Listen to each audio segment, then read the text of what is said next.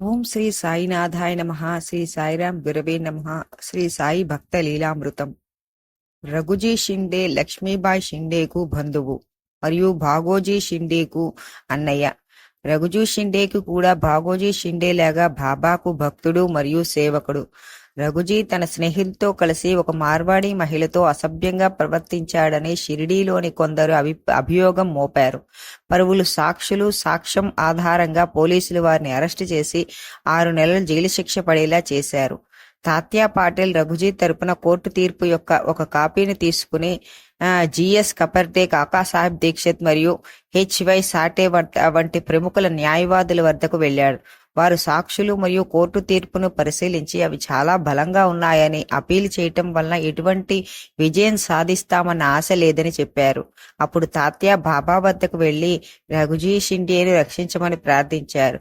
బాబా అప్పుడు తాత్యా పాటేల్ను బాబు ఎస్బి ధుమాల్ను వద్దకు వెళ్లమని చెప్పాడు. తాత్యా అన్ని పత్రాలు ధుమాల్ వద్దకు వెళ్లారు. ఆ పత్రాలు పరిశీలించాక అతని కూడా ఎటువంటి ఆశ కనిపించలేదని, ధుమాల్ తాత్యాతో అపీల్కి వెళ్లటం వల్ల గెలుస్తామన్న నమ్మకం నాకు కలగటం లేదు, అందువల్ల ఎవరైనా ప్రముఖ న్యాయవాదిని కలిసి ప్రయత్నం చేయండి అని చెప్పారు. అప్పుడు తాత్యా బాబా మిమ్మల్ని సంప్రదించమని చెప్పారని చెప్పాడు. ఆ మాటలతో ధుమాల్ కేవలం బాబా ఆజ్ఞకు విధేయుడై అపీల్ పత్రాలు సిద్ధం చేసి సీనియర్ ఆఫీసర్ గా ఉన్న జిల్లా మెజిస్ట్రేట్ నివాసానికి వెళ్లాడు. మెజిస్ట్రేట్ ఆ పత్రాలను స్వీకరించకుండా విషయం గురించి అడిగారు. గ్రామంలో కొన్ని రాజకీయ వర్గాలు తప్పుడు సాక్ష్యాలతో రఘుజీ షిండే మరియు మరొక 5 మంది శిక్ష పడేలా చేశారని ధుమాల్ మెజిస్ట్రేట్ కు కేసు యొక్క వాస్తవాలను వివరించారు. కేసులో నన్ను అన్యాయంగా ఇరికించారని, నన్ను నా మిత్రులను కాపాడమని జైలు నుంచి సాయిబాబాను రఘుజీ షిండే ప్రార్థించేవాడు. ఒక రోజు రాత్రి బాబా అతని కల్లో కనిపించి, తప్పకుండా నిన్ను విడుదల చేస్తారు, భయపడొద్దు అని చెప్పారు. బాబా చెప్పినట్టుగానే న్యాయాధికారికి కింద కోర్టు ఇచ్చిన తీర్పును పరిశీలించలేదు, పబ్లిక్ ప్రాసిక్యూటర్ని సంప్రదించలేదు. ఆ 6 తక్షణమే విడుదల చేయమని ఆదేశించారు. ఆ తర్వాత దుమాల్ బాబా గురించి అడిగి తెలుసుకున్నారు. ఈ విషయం వల్ల ఇదంతా బాబా యొక్క అదృశ్య శక్తి అని తెలుస్తున్నది. బాబా ముస్లిం గాని హిందువు గాని కాదని, వీరు వీటన్నిటికీ అతీతమైన వారిని దుమాల్ మెజిస్ట్రేట్ కు చెప్పారు. రఘుజీ మరియు వారి స్నేహితులు విడుదల చేయబడ్డారు. ఈ సంఘటన 1911లో జరిగింది. బలమైన సాక్ష్యాలతో శిక్ష పడినా కూడా ఆ తీర్పు తారుమారు కావటం, వారు విడుదల కావటం బాబా యొక్క అద్భుత శక్తికి ఇది ఒక నిదర్శనం. ఓం శ్రీ సాయినాథాయ నమః. శ్రీ సాయిరాం గురవే నమః. ఓం శాంతి శాంతి శాంతి శాంతి.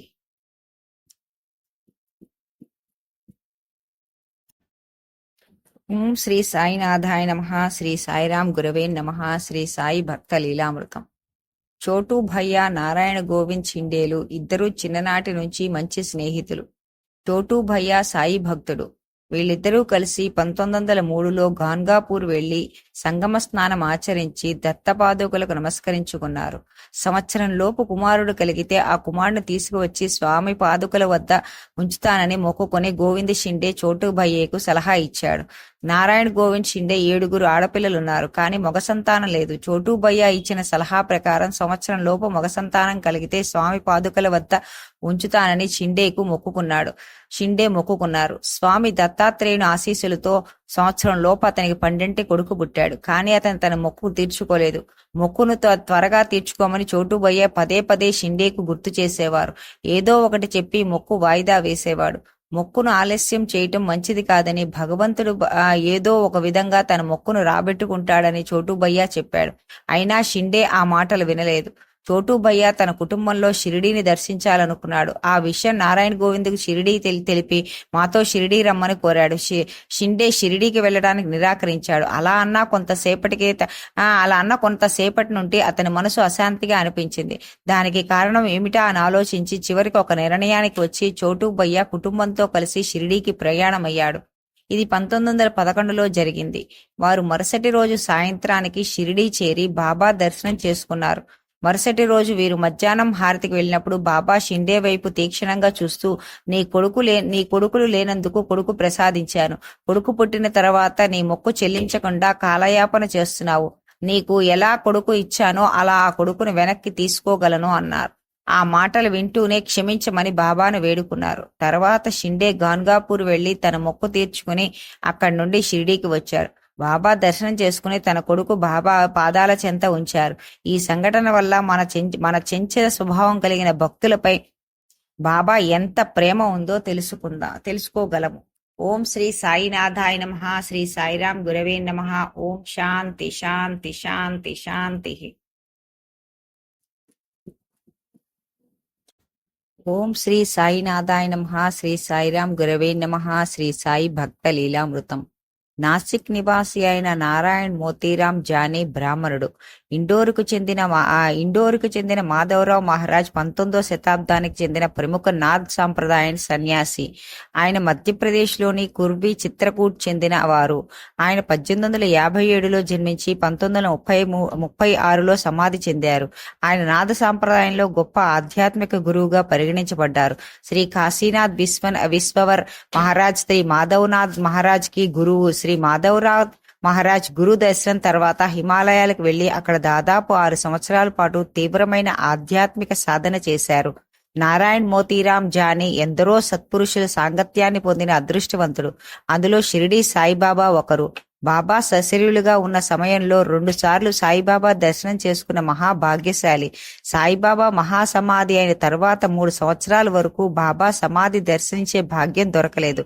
రామచంద్ర వామన్ మోదక్ వద్ద పనిచేశారు. ఆ సమయంలోనే బాబాను మొదటిసారి నారాయణ మోతీరాం జానీ దర్శనం చేసుకున్నారు. మొదటిసారి నారాయణ మోతీరాం జానీ బాబాను దర్శించుకున్నప్పుడు బాబా, నీవు ఏ ఒక్కరి ఆదేశాలు కట్టుబడి ఉండవు, స్వంత వ్యాపారాన్ని ప్రారంభించు అని అన్నారు. రెండోసారి తన తల్లితో కలిసి సాయిబాబాను దర్శించుకున్నారు. అప్పుడు బాబా నారాయణ మోతీ జానీకి తల్లితో ఉద్యోగం చేయవలసిన అవసరం లేదు, సొంత వ్యాపారం ప్రారంభించమను అని అన్నారు. నారాయణ మోతీరావు జానీ బాబా ఉద్యోగం వదిలి ఒక వసతి గృహం ప్రారంభించారు. దాని ఆనంద ఆశ్రమం అని పేరు పెట్టారు. బాబా ఆశీస్సులతో అనుగ్రహంతో మరియు అతని కృషి ఫలించగా ఆనంద ఆశ్రమం ఎంతో ప్రసిద్ధిగాంచింది. ఈ వరుస సంఘటనల కారణంగా బాబాపై అతని విశ్వాసం దృఢపడింది. బాబాకు అచంచలమైన భక్తుడయ్యాడు. ఓం శ్రీ సాయినాథాయ నమః. ఓం శ్రీ సాయిరాం గురవే నమః. ఓం శాంతి శాంతి శాంతి. ఓం శ్రీ సాయినాథాయ నమః. శ్రీ సాయిరాం గురవే నమః. శ్రీ సాయి భక్త లీలామృతం. నారాయణ మోతీరాం జానీ స్నేహితుడికి తేలు పుట్టింది. విషంతో అతను విలవెల్లాడిపోతున్నాడు. జానీ బాబా ఊది కొరకు వెతికాడు, కానీ కనిపించలేదు. ఏమి చెయ్యాలో అర్థం కాక బాబా పటం దగ్గర వచ్చి నమస్కరించాడు. అప్పుడు పటం దగ్గర అగరబత్తి భస్మం కనిపించింది. ఆ భస్మాన్ని తీసుకుని వచ్చి తేలు పుట్టిన ప్రదేశంలో పూశాడు. కొద్దిసేపటికి తేలు నొప్పి మాయమైంది. జానీ బాబా మహాసమాధి చెందిన తర్వాత కొంతకాలానికి తీవ్ర అనారోగ్యానికి గురయ్యాడు. బాబా స్వప్నంలో కనిపించి 8 రోజుల్లో తిరిగి కోలుకుంటావు అన్నాడు. బాబా చెప్పినట్లుగానే 8 రోజుల్లో కోలుకున్నాడు. ఆరోగ్యం కుదుటపడిన 2 సంవత్సరాల తర్వాత షిరిడీకి వెళ్లి బాబా సమాధిని దర్శించుకున్నారు. స్వప్నం గుర్తుకు వచ్చి సమాధి తర్వాత కూడా బాబా నాపై ఎంత దయ అని తలుచుకుని వాడాకి వెళ్లి తన అనుభవాన్ని దీక్షిత్తో పంచుకున్నాడు. నారాయణ మోతీరాం జానీ ఆనందాశ్రమం ద్వారా నాసిక్ సందర్శించు యాత్రికులకు భోజనము మరియు వసతి కల్పిస్తూ మంచి స్థితికి చేరుకున్నాడు. కానీ జానీ అకాల మరణం వల్ల అతని పిల్లలు చిన్నవాళ్లు అయినందున ఆనందాశ్రమాన్ని నిర్వహించలేకపోయారు. స్నేహితులు బంధువులు దూరమయ్యారు. చివరికి అతని కుటుంబంలో తినటానికి తిండి లేకుండా గడిపారు. నారాయణ జానీ భార్య తన పిల్లల్ని తీసుకుని నాసిక్ వదిలి ఖండ్వా చేరుకుంది. దుని దాదా ఆశ్రమం చేరుకుని తన దీనగాథను వినిపించుకుంది. దుని దాదా కనీస అవసరమైన భోజనము వసతి ఆమెకు ఏర్పాటు చేశారు. ఆమె ఆ ధర్మశాలలో తన మనుగడను సాగిస్తూ ఉండేది. ఓం శ్రీ సాయినాథాయ నమః. శ్రీ సాయిరాం గురవే నమః. ఓం శాంతి శాంతి శాంతి శాంతి.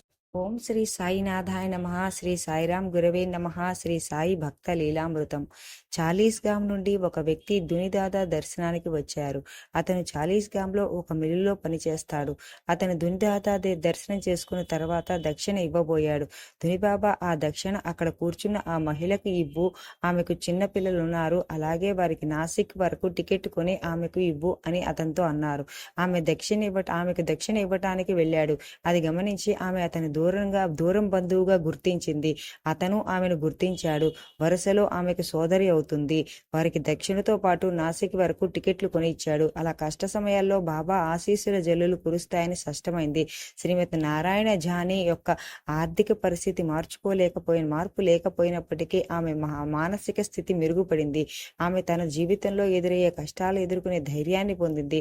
తన సద్గురు తనతోనే ఉన్నారని ఆమెకు పూర్తి నమ్మకం కుదిరింది. రోజులు గడిచాయి. ఆమె కుటుంబంతో సహా పూణేకు వచ్చి ఆమె పూణేలో బాబా గేను చౌక్లో నివాసం ఏర్పరచుకుని వంట మనిషిగా నర్సుగా చేరి డబ్బులు సంపాదించడం ప్రారంభించింది. అలా బాబా కృపా కటాక్షాలతో వారి కుటుంబం మంచి స్థితికి చేరుకుంది.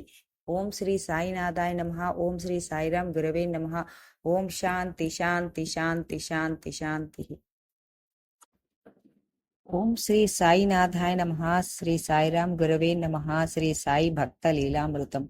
బాల్యంతో బాబాతో ఆడుకున్న వారిలో డాక్టర్ సీతారాం కపాడి షిరిడీ నివాసి. 1914లో ఆగస్టు 22న జన్మించారు.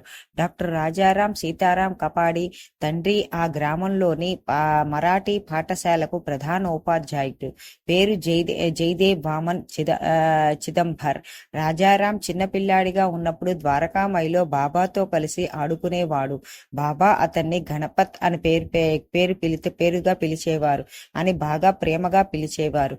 రాజారాం ముఖంపై కుడివైపున కంటి కింద రెప్ప కింద వాపుగా ఉన్నట్లు అతని తల్లి గమనించింది.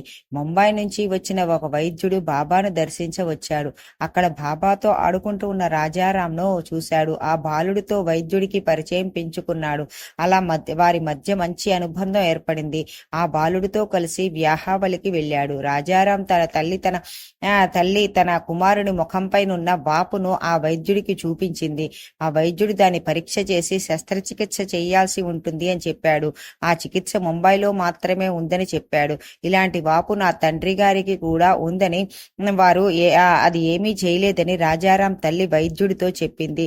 ఆడుకోవటానికి వెళ్లిన రాజారాం తన కుమారుడు ఎంతకీ ఇంటికి రాలేదని గమనించిన రాజారాం తల్లి అతన్ని వెతకటానికి బయలుదేరింది. వీధులన్నీ వెతుకుతూ ద్వారకామై చేరుకుంది. అక్కడ బాబా ఒళ్ళో కూర్చుని ఆడుకుంటున్న తన కొడుకును చూసింది. ఆమె తన బిడ్డను ద్వారకామై నుండి బయటికి లాక్కువచ్చి చెంప మీద ఒక దెబ్బ కొట్టింది. బాబా అతను చూసి ఆమె లోపలికి పిలిచి సౌమ్యంగా, తల్లి, ఈ పిల్లవాడు గత జన్మలో నీ తండ్రి మరియు నా స్నేహితుడు. అందుకే మేమిద్దరము ఇంత చనువుగా ఉన్నాము. మళ్ళీ ఎప్పుడూ కొట్టవద్దు అని అన్నారు. ఆ తర్వాత తన బిడ్డను ఆమె కొట్టలేదు. ఆ బిడ్డలో తన తండ్రిని చూసుకుంటూ ఆనందించేది. ఆమె ఒక గురువారం రోజు బాబాకు ఫోటోకు పసుపు కుంకాలతో పూజించి హారతి ఇచ్చి కొంత ఊదిని తన కుమారుడు నుదుటిపై పెట్టి అప్పా అని పిలిచింది. రాజారాం కపాడి విద్యార్థిగానున్న సమయంలో బాబా సమాధి చెందటానికి ముందుగా అనగా 1918 సంవత్సరంలో సాయిని దర్శించుకున్నారు. తర్వాత వచ్చిన గురువారం నాడు ఆమె ఇంట్లో బాబా ఫోటోకు పసుపు కుంకాలు అలంకరించి హారతి ఇచ్చింది.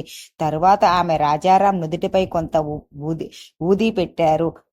తనని అప్పా అని పిలిచింది. ఆ క్షణం నుండే వాపు తగ్గటం ప్రారంభమై కొద్ది రోజుల్లో పూర్తిగా నయమైపోయింది. సాయిబాబా రాజారాంను ఆశీర్వదించి వైద్య విద్యను అభ్యసించమని చెప్పారు. సాయిబాబా ఆశీర్వాద బలంతో డాక్టర్ అయ్యారు. 1983 సంవత్సరంలో సంస్థానకు అధ్యక్షుడిగా పనిచేశారు. ఆయన దాసబోధన మరియు ఇతర మరాఠీ పుస్తకాలను కూడా రాశారు. ఓం శ్రీ సాయినాథాయ నమః. శ్రీ సాయిరాం గురవే నమః. ఓం శాంతి శాంతి శాంతి శాంతి.